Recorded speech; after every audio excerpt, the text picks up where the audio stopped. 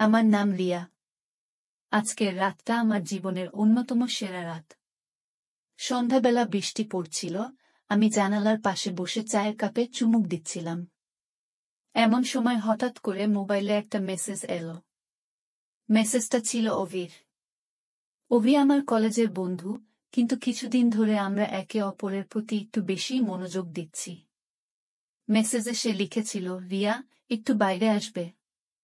তোমার সাথে কিছু কথা বলার আছে। আমার মন দ্রুত বেগে ধুকপুক করতে লাগল।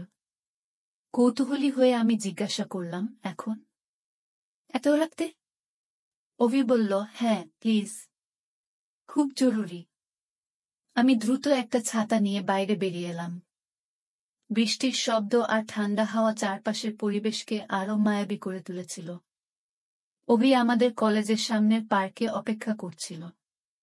তার চোখে একটা অদ্ভুত উজ্জ্বলতা ছিল যা আগে কখনো দেখিনি। আমি কাছে যেতেই অভি বলল, রিয়া, অনেকদিন ধরে কিছু একটা বলার চেষ্টা করছি, কিন্তু সাহস পাচ্ছিলাম না। আজ আর দেরি করতে চাই না। আমি তোমাকে ভালোবাসি, রিয়া। আমার মনে যেন হাজার রঙের আতশবাজি ফুটে উঠল। এতদিনের অপেক্ষা, এতদিনের স্বপ্ন আজ বাস্তব হয়ে ধরা দিল। আমি কিছু বলার আগে অভি আমার হাতটা ধরে বলল, আমি জানি হঠাৎ করে এটা শুনে তুমি বিস্মিত হয়েছ, কিন্তু আমি সত্যি তোমার জন্য আমার সবকিছু দিতে প্রস্তুত। তুমি কি আমাকে একটু জায়গা দেবে তোমার জীবনে? আমার চোখে আনন্দের অশ্রু জমে উঠল। আমি ধীরে ধীরে বললাম, অভি, আমিও তোমাকে ভালোবাসি।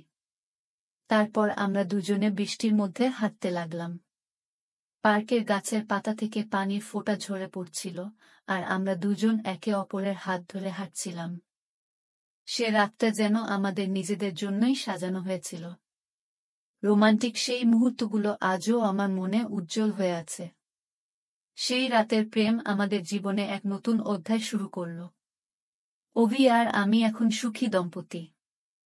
রাতের সেই প্রেম আমাদের জীবনের গল্প হয়ে রয়ে গেল, যা আমি সারা জীবন মনে রাখব।